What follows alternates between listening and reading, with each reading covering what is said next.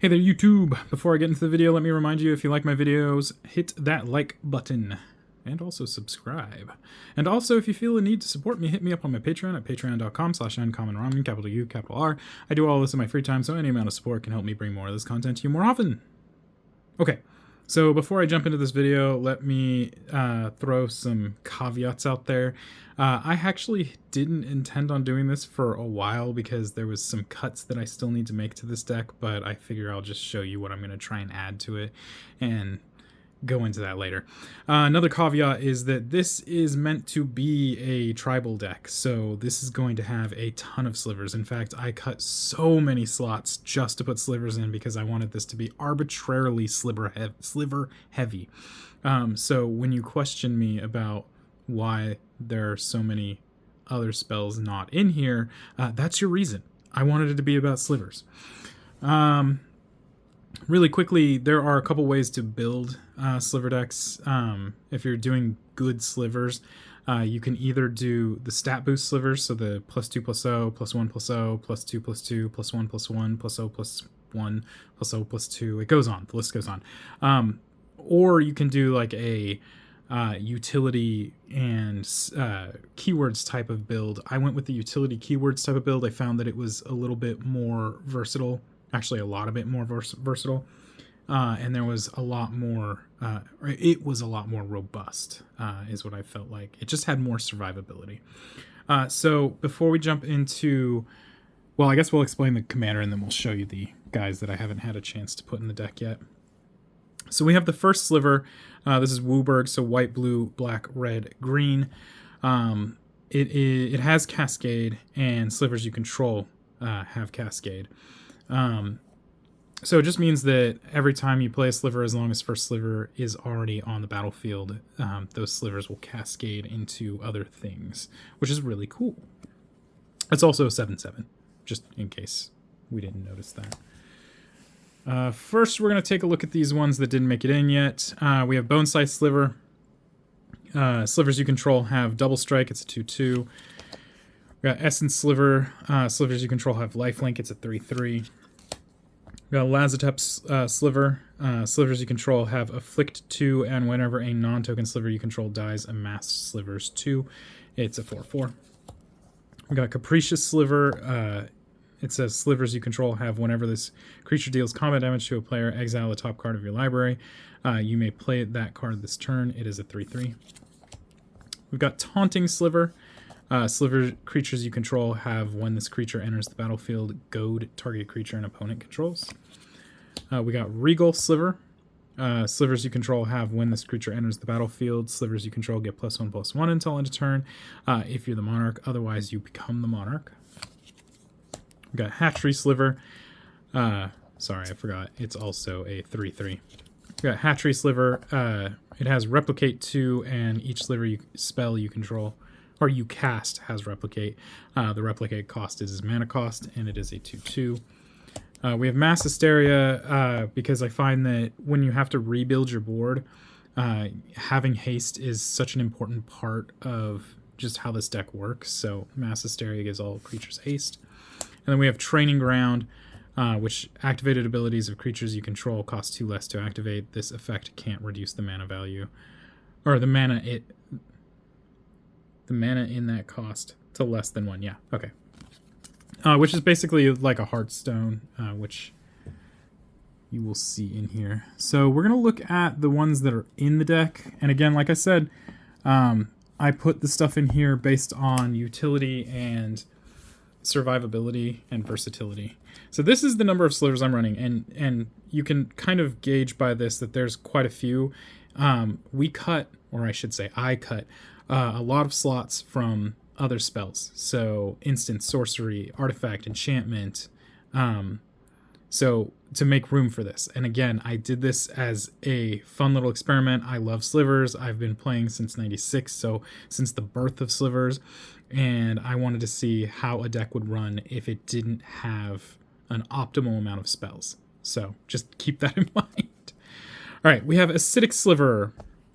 Costs a black and a red. It's a 2/2. All slivers have pay 2, sacrifice this permanent. This permanent deals 2 damage to target creature or player.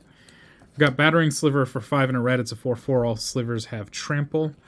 We got Blur Sliver for 2 and a red. It's a 2/2. All slivers, or sorry, sliver creatures you control have haste. We've got Brood Sliver for 4 and a green. It's a 3/3. Whenever a sliver deals combat damage to a player, its controller may put a 1/1 colorless sliver creature token onto the battlefield. We got Cloud Shredder Sliver, which is 1 red and 1 white. For a 1/1, slivers you control have flying and haste. We've got Constricting Sliver for 5 and a white. It's a 3/3. Sliver creatures you control have, when this creature enters the battlefield, you may exile target creature an opponent controls until this creature leaves the battlefield. We've got Crypt Sliver for 1 and a black. It's a 1/1. All slivers have tap to regenerate target sliver. We've got Crystalline Sliver for 1 white and 1 blue. It's a 2/2. All slivers have Shroud. We got Diffusion Sliver for 1 and a blue. It is a 1/1. Whenever a sliver creature you control becomes the target of a spell or ability an opponent controls, counter that spell or ability unless its controller pays 2.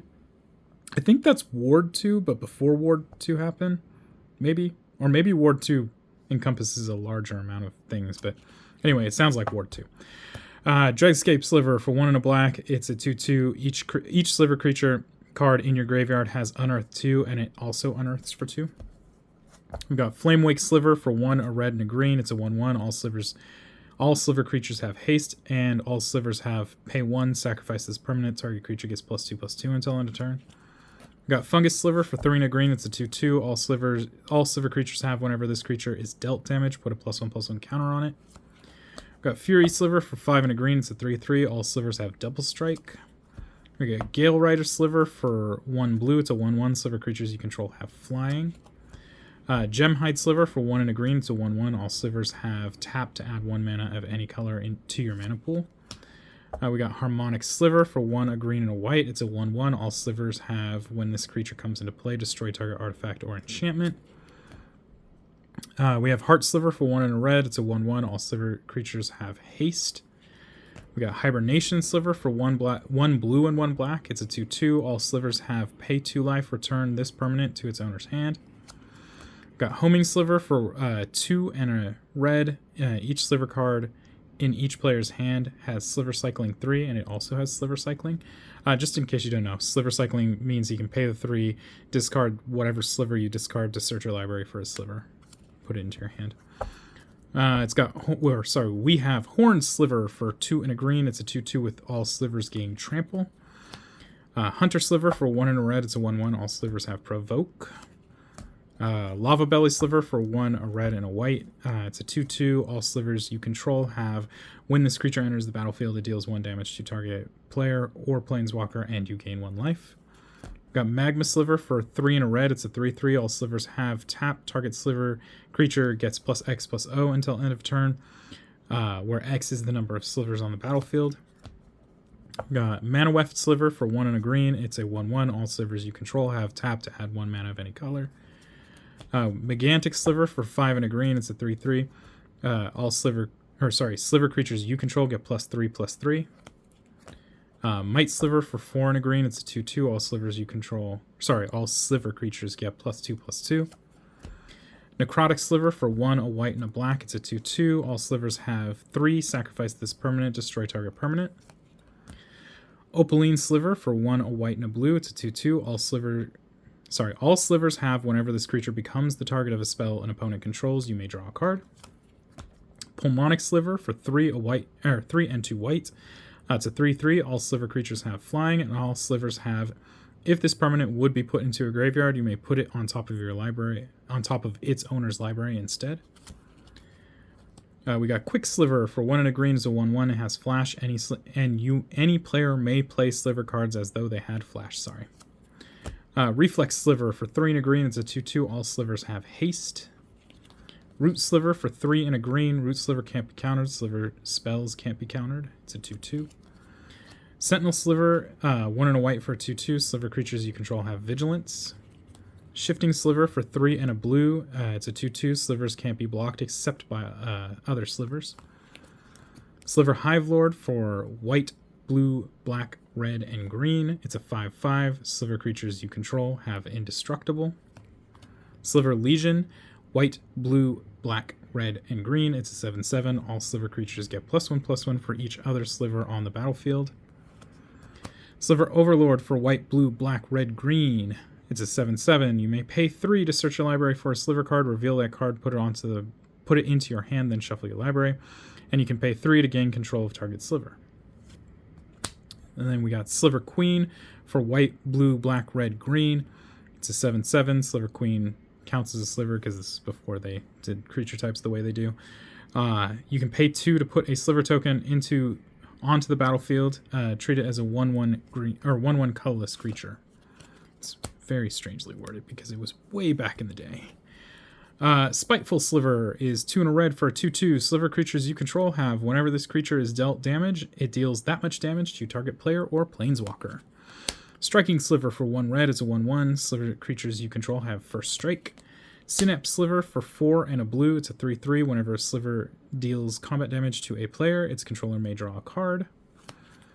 Synchronous Sliver for 4 and a blue, it's a 3/3. All Slivers have vigilance.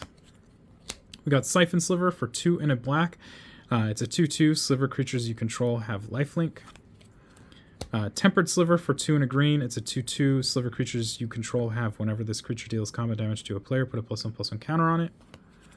Toxin Sliver for 3 and a black. It's a 3/3. Whenever a Sliver deals combat damage to a creature, destroy that creature. It can't be regenerated. It's not quite Death Touch because Death Touch says any damage, whereas it's just combat damage. Two-Headed Sliver for 1 and a red. It's a 1/1. All Sliver creatures have Menace. Got Venom Sliver for 1 and a green. It's a 1/1. Sliver creatures you control have Death Touch. Virulent Sliver for 1 green. It's a 1/1. All Sliver creatures have Poisonous 1. Ward Sliver for 4 and a white. It's a 2/2. As Ward Sliver enters the battlefield, choose a color. All Slivers have protection from the chosen color. I believe this is the last one, yeah. Winged Sliver for 1 and a blue. It's a 1/1. All Sliver creatures have flying. So those are the enormous amount of Slivers in here. And I know it's not optimal. That is not the point of this deck. We're going to move into spells. We skipped through instants because I didn't put any instants in here. I sacrificed all the instant slots for Slivers. So we're going to go into sorceries. And again, I know this isn't optimal. Just work with me here. Starting with a Feto Dredging. For 3 and a black, return up to 3 target creature cards of the creature type of your choice from your graveyard to your hand. We got Cultivate for 2 and a green. Search your library for up to 2 basic land cards. Put 1 of those into your hand. Put 1 onto the battlefield. Tap, then shuffle. Distant Melody is 3 and a blue. Choose a creature type. Draw a card for each permanent you control of that type. We got Eerie Ultimatum for 2 white, 3 black, and 2 green. Return any number of permanent cards with different names from your graveyard to the battlefield. Farseek for 1 and a green. Search your library for a plains, island, swamp, or mountain. Put that onto the battlefield, tap, then shuffle. Nature's Lore for 1 and a green. Search your library for a forest card. Put that card into play, then shuffle afterward. Rampant Growth for 1 and a green. Search your library for a basic land card. Put that onto the battlefield, tap, then shuffle. Ruinous Ultimatum for 2 red, 3 white, and 2 black. Destroy all non-land permanents your opponents control. And 3 visits for 1 and a green. Search your library for a forest card. Put that card onto the battlefield, then shuffle. Next up is artifacts. I believe there's only 4 of these guys. We got Arcane Signet for 2. You can tap it to add mana of any color of your commander's color identity. Chromatic Lantern for 3. Lands you control have tap to add 1 mana of any color, or you can tap the Chromatic Lantern for 1 mana of any color. We got Heartstone, cost 3. Activated abilities of creatures cost 1 less to activate. This effect can't reduce the amount of mana an ability costs to activate by less than 1 mana, or 2 less than 1 mana. And then we got Soul Ring. You can pay 1 and to put it into play, and then you can tap it to add 2 colorless. Next up is enchantments. There's very few of these as well. We have Concordant Crossroads for the same reason that I wanted to put Mass Hysteria in here. For 1 green, all creatures have haste. Kindred Discovery for 3 and 2 blue. As Kindred Discovery enters the battlefield, choose a creature type. Whenever a creature you control of the chosen type enters the battlefield or attacks, draw a card. And then Wild Pear for 4 and 2 green. Whenever a creature enters the battlefield, if you cast it from your hand, you may search your library for a creature card with the same total power and toughness. Put that onto the battlefield, then shuffle your library. Next is non-basic lands. starting with Ancient Ziggurat. You can tap this to add 1 mana of any color to your mana pool, but you can only spend that mana to cast creature spells. Got Cavern of Souls. As it enters the battlefield, choose a creature type. You can pay, or you tap it to add 1 mana to your 1 colorless mana to your mana pool, or any color mana, but you can spend that only to cast creature spells of the chosen type, and that spell can't be countered. Got City of Brass. Whenever it becomes tapped, it deals 1 damage to you. You can tap it to add 1 mana of any color to your mana pool. Command Tower. You can tap it to add 1 mana of any color in your commander's color identity. Exotic Orchard. Add 1 mana to your mana pool of any color that a land an opponent controls can produce. Forbidden Orchard. You can add 1 mana of any color to your mana pool, and then whenever you tap Forbidden Orchard for mana, put a 1/1 spirit creature token into the battlefield under an opponent's control. Gemstone Mine enters with 3 mining counters on it. You can tap and remove a mining counter to add 1 mana of any color to your mana pool, and then when there's no more counters, sacrifice it. It's a placeholder for Gemstone Caverns. Grand Colosseum enters the battlefield tapped. You can tap it for colorless, or you can tap it to add 1 mana of any color to your mana pool, and then Grand Colosseum deals 1 damage to you. We got Indotha Triome. It is the white, black, green Triome. Enters the battlefield tapped. You can cycle it and it has basic land types. Ketria Triome is the green, blue, red Triome that enters the battlefield tapped, can cycle, and has basic land typings. We got Lotus Field. It has hexproof. Enters the battlefield tapped. When Lotus Field enters the battlefield, sacrifice 2 lands, and you can tap it to add 3 mana of any 1 color. We got Mana Confluence. You can tap it and pay a life to add 1 mana of any color to your mana pool. Meteor Crater. You can tap it, choose a color of a permanent you control, and add 1 mana of that color to your mana pool. Murmuring Bosk is a forest, as in it has a basic land typing. When it comes into play, you may reveal a tree folk from your hand, otherwise it enters tapped, and you can tap it for black or white, but it deals 1 damage to you, otherwise it taps for green. Path of Ancestry. When it enters the battlefield, it enters tapped, and you can tap to add 1 mana of any color to your color in your commander's color identity, and whenever you spend that mana to play a creature that shares a type with your commander, you get to scry 1. Prismatic Vista. You can tap it to pay 1 life and sacrifice it to search your library for a basic land card, put it onto the battlefield, then shuffle. We got Raugrin Triome. This one is the blue, red, white Triome that comes into play tapped, cycles, and has basic land types. We got Reflecting Pool. You add 1 mana to your mana pool of any color that any land you control can produce. Got Savai Triome. Is the red, white, black Triome. Enters tapped, cycles for 3, and has basic land typings. Got Sliver Hive. You can tap it for colorless. You can tap it to add 1 mana of any color to your mana pool to spend this mana only to cast a Sliver spell, and you can pay 5 and tap it to put a 1/1 colorless Sliver creature token onto the battlefield. And you can activate this ability only if you control a Sliver. Got Thran Quarry. At the end of each turn, if you control no creatures, sacrifice Thran Quarry, and you can tap it to add mana of any color to your mana pool. We got Unclaimed Territory. As it enters the battlefield, choose a creature type. You can tap it for colorless, or you can tap it to add mana of any color to your mana pool and spend that mana only to cast creature spells of the chosen type. And then finally, we got Zagoth Triome, which is the black, green, blue Triome that enters tapped, cycles for 3, and has basic land typings. All right, last thing we're going to look at is basic lands. We got 1, 2 forests, 1, 2 islands, 1, 2 mountains, 1, 2 plains, 1, 2 swamps. So that is the first Sliver tribal, Sliver everything deck. If I wasn't completely sane, I would also just remove all the enchantments, sorceries, and artifacts in here for Slivers, because I really just want to make a deck that is 100% creatures, and Slivers seems like the perfect way to do that, but I'm not so crazy that I would do that. You'll also notice that I've purposely put in a lot of Slivers here that have high casting costs, that have counterparts that are lower casting cost, and the reason behind that is to give more cascade targets. The higher the casting cost, the more chances you're going to cascade, and then cascade again, and then cascade again. Although that can backfire. Doesn't seem to matter.